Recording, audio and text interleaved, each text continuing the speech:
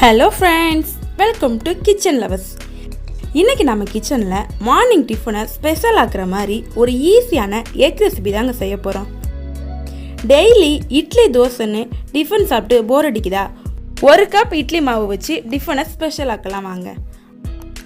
ஆமாங்க, முட்டையும் இட்லி மாவு வச்சு சூப்பரான டேஸ்ட்ல முட்டை பணியாரம் எப்படி செய்யலாம்னு பார்ப்போம். ஒரு பவுல்ல 3 முட்டையை உடைச்சு சேர்த்துக்கலாம்.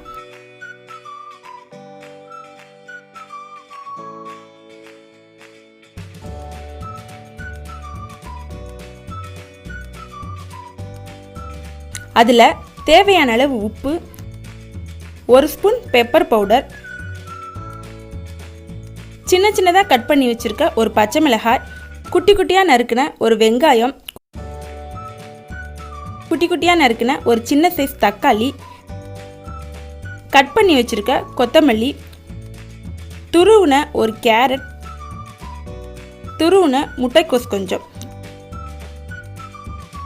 இது எல்லாத்தையும் சேர்த்து ஒரு வயர் விஸ்க் அப்படி இல்லைன்னா ஒரு ஸ்பூனை வச்சு நல்லா பீட் பண்ணிக்கலாம்.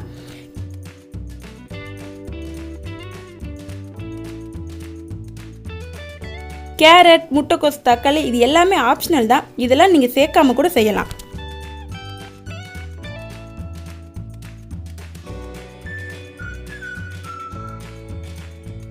ரெடி பண்ணி வச்ச முட்டை மிக்ஸோட 1 கப் அளவு இட்லி மாவு சேர்த்துக்கலாம். ரொம்ப புளிச்ச மாவா இல்லாமல் புளிக்காத மாவை சேர்த்துக்கோங்க, அப்போ தான் டேஸ்ட்டு நல்லாயிருக்கும். உப்பு செக் பண்ணிவிட்டு தேவையான அளவு உப்பை சேர்த்துக்கோங்க.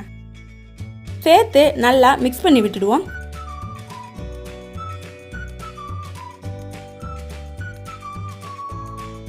இப்போ மாவு ரெடி ஆயிடுச்சு. ஒரு பனியார சட்டியை அடுப்பில் வச்சு நல்லா ஹீட் பண்ணிக்குவோம். அதில் தேவையான அளவு எண்ணெயை சேர்த்துப்போம். இப்போ ரெடி பண்ணி வச்ச மாவை ஒவ்வொரு குழியாக ஊற்றிக்குவோம். ஃபுல்லாக ஊற்றாமல் ஒரு 3/4 குழிக்கு மட்டும் ஊற்றிக்கோங்க. ஏன்னா அது வேகும்போது நல்லா ஃபுல்லாக ஆகிடும், குழி ஃபுல்லாமே ஆகிடும். அடுப்பு லோ ஃப்ளேம்லேயே இருக்கட்டும். அதிகமாக ஹீட் ஆச்சுன்னா பனியாரம் வெளியே வெந்துடும், உள்ளே வேகாமல் இருக்கும். ஸோ லோ ஃப்ளேம்லேயே இருக்கட்டும்.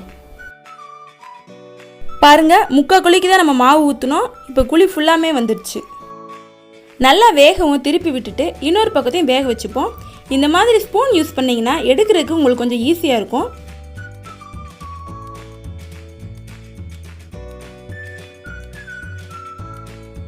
திருப்பி விட்டு ஒரு 2 நிமிஷம் வேக விட்டு எடுத்துருங்க, போதும்.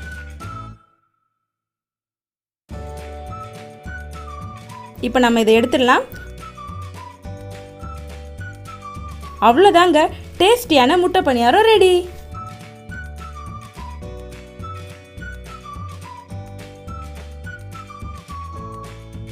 இதே மாதிரி மற்ற முட்டை பணியாரத்தையும் ஊற்றி எடுத்துக்கலாம்.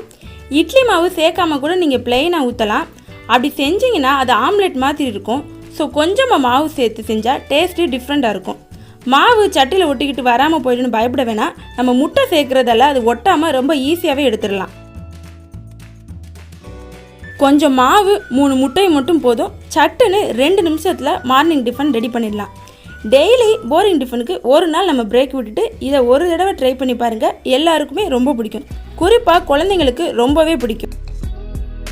இதை ட்ரை பண்ணி பார்த்துட்டு எப்படி இருந்துச்சுன்னு கமெண்ட்டில் சொல்லுங்கள். இந்த வீடியோ உங்களுக்கு கண்டிப்பாக பிடிச்சிருக்குன்னு நினைக்கிறேன். அப்படி பிடிச்சிருந்துச்சுன்னா லைக் பண்ணிவிட்டு ஷேர் பண்ணுங்கள். இன்னும் நம்ம கிச்சன் லவர்ஸ் சேனலை சப்ஸ்கிரைப் பண்ணலைன்னா சப்ஸ்கிரைப் பண்ணிவிட்டு அந்த பெல் ஐக்கனை ஆளில் வச்சுக்கோங்க. இன்னொரு சூப்பரான வீடியோவில் பார்ப்போம். தேங்க்யூ.